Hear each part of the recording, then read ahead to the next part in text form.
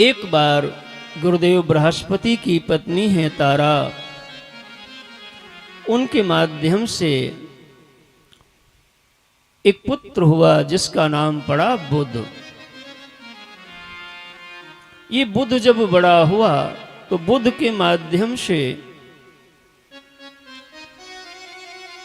इला के द्वारा पुररवा का जन्म हुआ और पुररवा का उर्वशी से संपर्क हुआ। उर्वशी और पुररवा का सशर्त विवाह हुआ था। पुररवा और उर्वशी के दाम्पत्य जीवन में आयु, श्रुतायु, शतायु, रय, विजय, जय ऐसे करके 6 प्रतापी बालक पैदा हुए। इनमें से आयु के यहाँ पर आगे चल करके नहुष का जन्म हुआ और यही राजा नहुष इंद्र के पद पर भी पहुँचे, लेकिन अपने कर्मों के कारण वहां से पदच्युत होना पड़ा। इन्हीं नहुष के यहाँ पर कालांतर में 6 पुत्र पैदा हुए, जिनमें से यति, ययाति, संयाति, अयाति, वियति और कृति। इनमें जो दूसरे नंबर के बालक थे ययाति, यह राजा बने। राजा बनने के बाद एक बार मृगया के लिए जंगल में विचरण कर रहे थे। विचरण करते करते एक कुएं में प्यास लगी। तो पहले तो कुएं ही होते थे, सरोवर हुआ करते थे। तो उस कुएं से जल निकालने के लिए अपना पात्र डाला और पात्र जब खींचा तो बड़ा भारी लगने लगा। तो देखा कोई है क्या, तो देखा क्या कि कोई देवी कुएं के भीतर से पकड़ के रखी और महाराज खींचा। जिन्होंने कुएं से पानी निकाला होगा वो बाल्टी हो तो भी अंत में जब आता है तो हाथ में आपको निकालना पड़ेगा। अंततः ऊपर खींचा तो देखा एक कोई देवी हैं, युवती हैं, और ऊपर जब आई तो हाथ पकड़ करके उनको खींचा। पूछा आप कुएं में कैसे थीं और आप हैं कौन? तब इन्होंने सारा वृत्तांत बताया। राजन, आपने हमें कुएं से निकाल के बहुत बड़ा उपकार किया है। महाराज, मैं बताती हूँ, मेरा नाम देवयानी है, मेरे पिता का नाम है शुक्राचार्य। अरे, आप गुरुदेव शुक्राचार्य की पुत्री हैं देवयानी? हाँ महाराज। कुएं में कैसे गिरी आप? महाराज, हम जिस नगर में रहते हैं वहां का राजा है बृहस्पति। बृहस्पति की पुत्री है शर्मिष्ठा, और शर्मिष्ठा और देवयानी की बड़ी दांत काटी दोस्ती है, जिगरी दोस्ती है। दोनों युवा हैं, इसलिए मन मिलता है आपस में। एक राजा की पुत्री है, एक गुरु की पुत्री है। इन दोनों बेटियों ने, देवयानी ने और शर्मिष्ठा ने, कुछ अन्य सखियों सहेलियों को बुला करके कहा चलो हम लोग आज वन विहार करने चलते हैं, पिकनिक मनाने चलेंगे। सरोवर में, जंगल में जाके सब क्रीड़ा करने लगी और कहते हैं वहीं पे स्नान आदि करने का क्रम चल रहा था। इतने में कोई पुरुष का आगमन होता देखा तो बच्चियों ने लज्जा के कारण जल्दी जल्दी कपड़े पहनना चालू किया।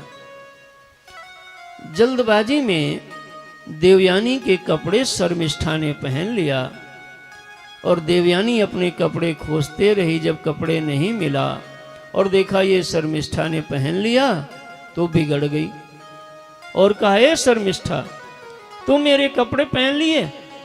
कैसे मेरे कपड़े पहन लिया? शर्मिष्ठा ने कहा, देखो, जल्दी में पहनना था, हमसे गलती हो गई, आप हमारे कपड़े अभी पहन लो, हम घर चल करके तुम्हारे कपड़े धुलवा के प्रेस करा के दे देंगे। नहीं मानी तो कहा 2 जोड़ नया बनवा के दे देंगे।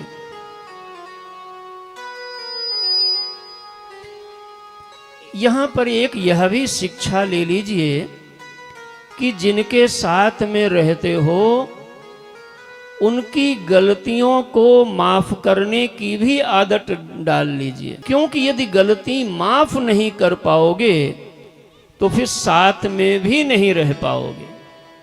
अब आपको चयन करना है कि आप साथ छोड़ेंगे या गलती को छोड़ेंगे। पति पत्नी हैं, गुरु शिष्य हैं, पिता पुत्र हैं। हम जानते हैं एक संतान मन के अनुकूल नहीं चलती, तो यदि आपको साथ रहना है तो नजरअंदाज करना होगा, और नहीं तो फिर साथ में नहीं रह पाओगे। देवयानी शर्मिष्ठा पे बहुत बिगड़ गई और कहा, अरे तूने पहन कैसे लिए? देखो गलती हो जाती है तो गलती का मतलब ये नहीं कि अब आप गलती करने वाला माफी मांग रहा है, लेकिन कभी कभी होनहार होती है, वो हो के रहती है साहब। शर्मिष्ठा को बात करते करते देवयानी ने धक्का दिया।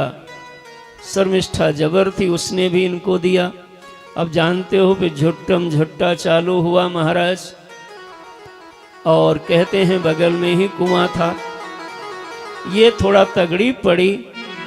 देवयानी ने जब कस के मारा तो शर्मिष्ठा ने भी अपना भूल गई और एक धक्का मारा, ये धर धम कुएं में हो गई। शर्मिष्ठा ये नहीं चाहती थी कि कुएं में गिर जाए। क्रोध कहाँ तक आफत ढहाएगा इसका पता क्रोध के पहले नहीं होता है, बाद में पता चलता है। इसलिए जब क्रोध आए तो थोड़ा काबू करना सीखिए। कभी कभी कथा प्रवचनों में क्रोध की निंदा की जाती, क्रोध को कंट्रोल करो ये बताया जाएगा। ये बिल्कुल सही बात है कि क्रोध पर नियंत्रण करो, क्योंकि क्रोध ने हमारे समाज का बहुत बड़ा नुकसान किया है। लेकिन कभी कभी क्रोध करना भी जरूरी होता है। दुनिया में दो लोग ऐसे हुए, एक ने क्रोध किया तो उसका संसार में सम्मान हो गया, और एक ने क्रोध नहीं किया तो संसार ने उसको सम्मान की नियत से उस समय नहीं देखा। महाराज एक घटना है द्रौपदी के जीवन की, जिस समय भरी सभा में दुशासन निर्वस्त्र करना चाह रहा है और पितामह भीष्म भरी सभा में बैठे हैं। उस समय के प्रधान पुरुष हैं, व्याख्या करने वाले आज भी यही कहते हैं कि उस समय पितामह भीष्म को कुल वधू के इस दुशासन जो घृणित कार्य कर रहा था उसको डांटना चाहिए था, लेकिन पितामह ने क्रोध नहीं किया। तो कहते हैं उसी का फल है कि उनको बाणों की सैया महाराज मिली। और दूसरी ओर जिस समय माता सियाजी को रावण हरण करके ले जा रहा था, भारत का एक पक्षी जटायु, उसने रघुकुल की बहू को समझ करके रावण जैसे दुर्दांत को भी ललकार दिया और मूर्छा लिया। उसके उस क्रोध के फल का भगवान की उसको गोद मिली, जो भगवान के पिता को भी नहीं मिल पाई साहब। इसलिए कभी कभी क्रोध करना आवश्यक है, लाना आवश्यक है, लेकिन ये क्रोध नियंत्रण में रहे। अनियंत्रित को क्रोध बहुत बड़ी हानि पहुंचा देता है। देवयानी कुएं में गिर गई। शर्मिष्ठा सखियों के साथ सेना के साथ गई थी, राजपुत्री है। सभी मंत्री आदि ले करके और सबको घर चले गए। शर्मिष्ठा डर गई कि इनके पिता शुक्राचार्य अगर पता चल गया हमारी बेटी कुएं में गिर गई तो अभी श्राप दे देंगे, हमारा पूरा राज्य ही भस्म हो जाएगा। महाराज डर के मारे बताया नहीं। इधर महाराज ययाति मृगया के लिए जब आए और उन्होंने जल भरने के लिए पात्र डाला, आज देवयानी उसी डोरी को पकड़ करके निकली और निकलने के बाद महाराज ने हाथ पकड़ के निकाला। जब बाहर निकाला तो देवयानी ने महाराज का फिर से हाथ पकड़ लिया और कहा, महाराज आपने हमें कुएं से ही नहीं निकाला, अब आज से आप हमारे जीवन के स्वामी बन जाइए, हमारे पति बन जाइए, हमें अपनी पत्नी बनाइए, विवाह कर लीजिए। ययाति ने हाथ जोड़ा, अरे रे रे रे क्या कह रही हो, मैं क्षत्रिय हूं और तुम शुक्राचार्य की ब्राह्मण पुत्री हो, ये कैसे संभव हो सकता है। तब देवयानी ने एक और कथा सुनाया। उन्होंने कहा, महाराज ययाति मैं तुमको एक और श्राप की घटना बताती हूं। एक समय पर हमारे पिता शुक्राचार्य संजीवनी विद्या आदि शिक्षण हम सबको सिखाया करते थे। उस समय हम भी पढ़ती थी गुरुकुल में, और देवताओं के गुरु बृहस्पति ने अपने पुत्र कच्छ को हमारे पिता के पास में पढ़ने के लिए भेजा था। उम्र छोटी थी, कच्छ वहीं रहता था। हम दोनों साथ साथ रहते रहते उस पे मन लग गया और हमने उससे विवाह के लिए प्रस्ताव दिया। कच्छ ने कहा, बहन, मैं तुमको अपनी बहन की नजर से देखता हूं, गुरु पुत्री हो, हम यहाँ विद्या लेने आए हैं, इसलिए हम तुम्हारे इस प्रस्ताव को कदापि स्वीकार नहीं करेंगे। मैं उस समय भाव में अतिरेक में बह रही थी और मैंने कहा, कच्छ, अगर तू नहीं करेगा मेरे बात को मंजूर तो मैं तुझको बहुत दंड दिलाऊंगी। उस समय कच्छ ने कहा था, चाहे जितना भी कष्ट उठाना पड़े, इस कार्य को हम कभी स्वीकार नहीं करेंगे। और ऐसा जब हुआ तब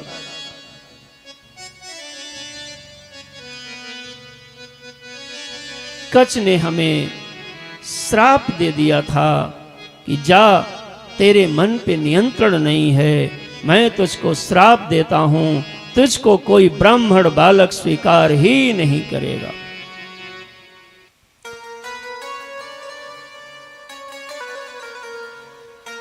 महाराज, इसी श्राप के कारण आज तक हमारा विवाह हुआ नहीं है और पहली बार किसी पुरुष ने हमें स्पर्श किया है, इसलिए अब आप ही हमारे पति बने, ऐसी मेरी मनोभिलाषा है।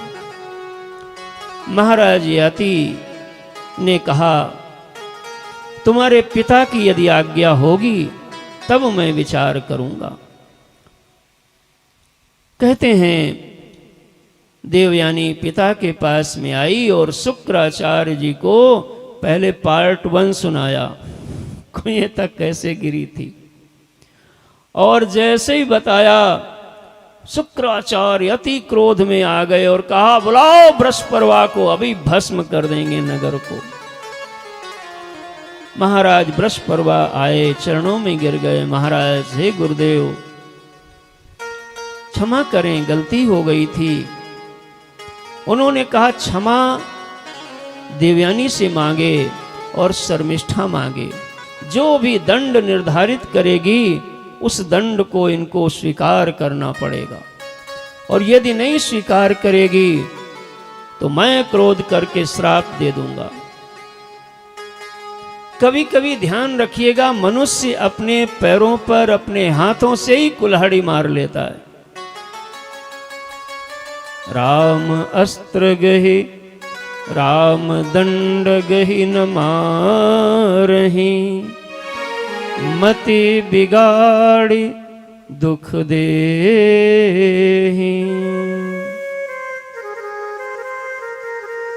शर्मिष्ठा आई और चरण पकड़ ली। महाराज देवयानी के चरण पकड़ लिया और कहा, जो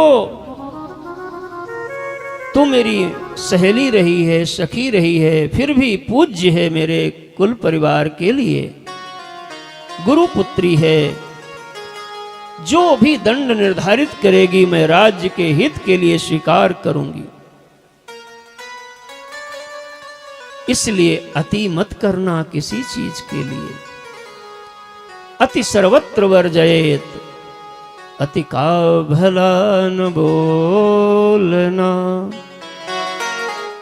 अति की भली न चूप, अति का भला न बरसना, अति की भली न धूप। कभी क्रोध आ भी जाए तो कंट्रोल में रखना। देवयानी ने भरी सभा में कहा कि मेरा विवाह महाराज यति के साथ होगा, मेरे पिता ने आज्ञा दिया है, और यह शर्मिष्ठा मेरी दासी बन के मेरे साथ चले, यही मैं दंड निर्धारित करती हूं। और यह कदम देवयानी के लिए कितना घातक हुआ, ये तो बाद में देवयानी से ही पूछो। भक्तजनों, विवाह का समय हुआ और शुक्राचार्य ने महाराज यति के साथ में विवाह कर दिया। देवयानी दुल्हन बन के जा रही है और महाराज बृहस्पति की पुत्री शर्मिष्ठा दासी बन के जा रही है, प्रधान दासी बन के जा रही है। महाराज आए और अपने जीवन के नियत नियमों के अनुसार जीवन जीने लगे। सामने ही दूसरे महल हैं दास दासियों के लिए, उसमें शर्मिष्ठा रहती। देवयानी मुख्य महल में रहती। काफी दिनों के बाद एक दिन गार्डन में बड़े सुंदर सुंदर कुछ बालक खेल रहे थे। इधर देवयानी के माध्यम से 2 बालक पैदा हुए। पहले बड़े पुत्र का नाम था यदु और इन्हीं से यदुवंश चला, इसलिए मैंने इतनी कथा आपको सुनाई। बड़े पुत्र का नाम यदु है, इन्हीं से यदुवंश चलेगा। दूसरे पुत्र का नाम है तुर्वशु। यदु और तुर्वशु ये दोनों पुत्र देवयानी के। देवयानी बालकनी में बैठी थी बच्चों के साथ। देखा गार्डन में आज ये 3 लाला बड़े सुंदर सुंदर कपड़े पहन के खेल रहे हैं, क्रीड़ा कर रहे हैं। मन में भाव आया, ये बालक किसके हैं, यहां आए। चल के आई और उन बालकों को बुलाया। अरे बेटा इधर आओ। कहां से आए हो? बच्चों ने तोतली भाषा में आवाज दिया, सामने से आया हूं। अच्छा, तुम्हारा नाम क्या है? बताया। दुहु, अनु, पुरु 3 बालक हैं। इन्हीं पुरु से पौरव वंश चला और फिर आगे इन्हीं से छोटे छोटे वंशों की प्रगटन हो जाएगी। इन्हीं के वंश में आगे चल के महाराज कुरु आएंगे, जिनसे कुरु वंश चलेगा और फिर उनमें भी पार्टी थोड़े छोटे डिवीजन होते चले जाएंगे। देवयानी ने कहा बेटा तुम्हारे पिता का नाम क्या है? बच्चों ने कहा मेरे पिता का नाम है महाराज ययाति। हाँ,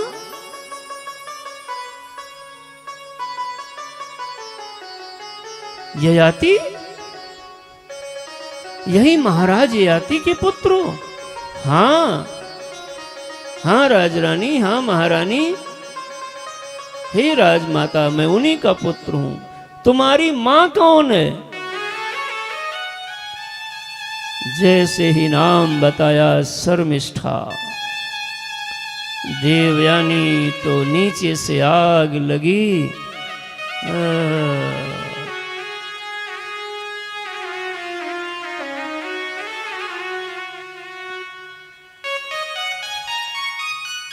केसों को खोल डाली, कपड़ों को फाड़ डाला है, दीवाल को कूटने लगी, सर को पटकने लगी।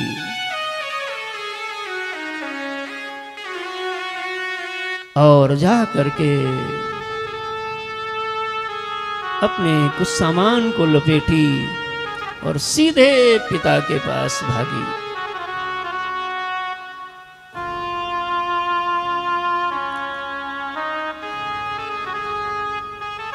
शुक्राचार्य ने कहा बेटी अचानक कैसे तुम आ गई, क्या हो गया?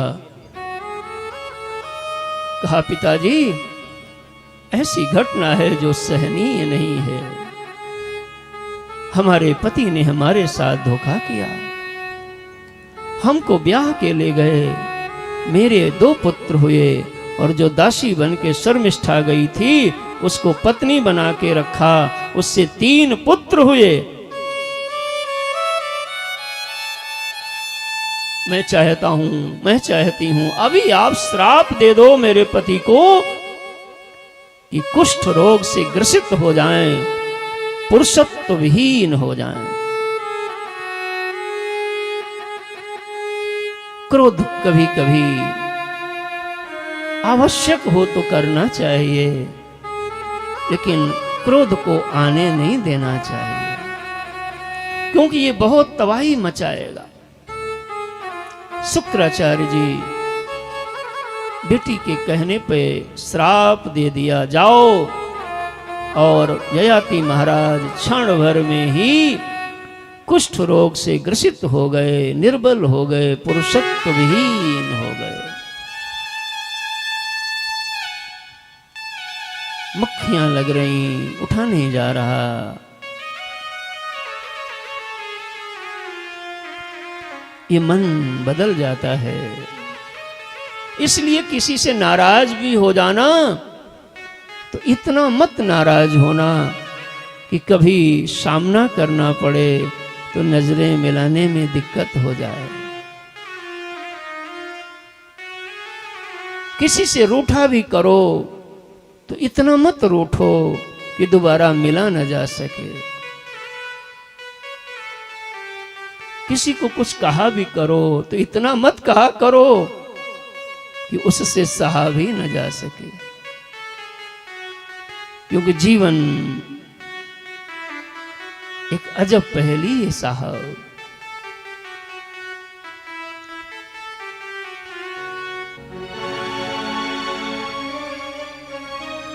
शुक्राचार्य ने श्राप दे दिया और थोड़े दिनों के बाद यही देवयानी फिर से पति की दशा को जब देखती तो पति का प्रेम याद आता और बेवल होती। हाय, मैंने क्या करा दिया। फिर से पिता के पास आई और चरण पकड़ा। पिता ने बहुत डांटा, ये तमाशा है क्या कि रोज रोज हम बदल दें, ना, संभव नहीं हो सकता। अब ययाति महाराज कुष्ठ रोग से नहीं दूर छूट सकते, कोई मेरे पास उपाय नहीं, जा। देवयानी ने कहा, पिताजी आप बहुत बड़े ऋषि हैं, एक बेटी की खुशी के लिए कुछ भी करिए, इनको पुनः स्वस्थ करिए।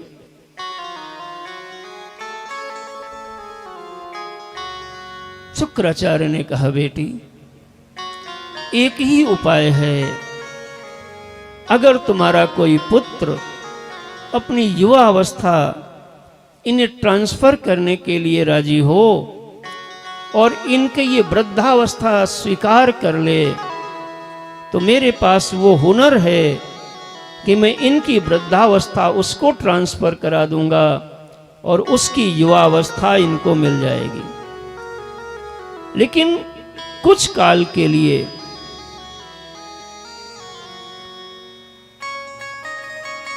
देवयानी ने महाराज ययाति से कहा, स्वामी आपके 5 पुत्र हैं। ययाति ने सबसे पहले महाराज यदु को बुलाया और कहा, पुत्र यदु,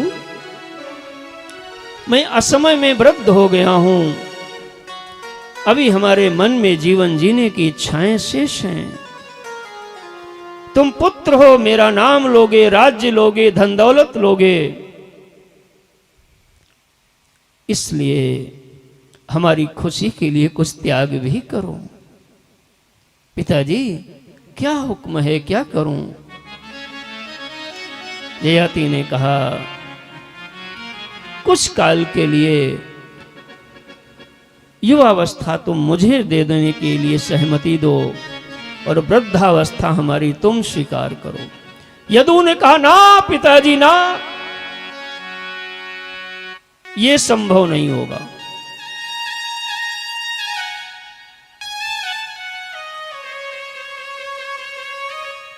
अखबार में मैंने पढ़ा था कि कोई बेटी ने अपने पिता को किडनी दिया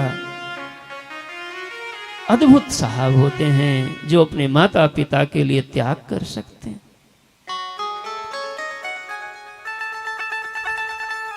याति महाराज क्रोध में आके श्राप दे दिया और कहा, जाओ यदु, मैं श्राप देता हूं, मेरे राज्य पर तुम राजा नहीं बनोगे, ये मेरा श्राप है। इसलिए भगवान श्याम सुंदर इसी यदुवंश में आने के नाते राजा स्वयं बने नहीं कभी। तुर्वसु को बुलाया, तुर्वसु ने भी मना कर दिया। तब शर्मिष्ठा के पुत्र ने आयु देने के लिए तैयारी किया और शुक्राचार्य ने अपने दामाद को पुनः स्वस्थ किया और देवयानी का जीवन पुनः सुख में व्यतीत होने लगा। बोल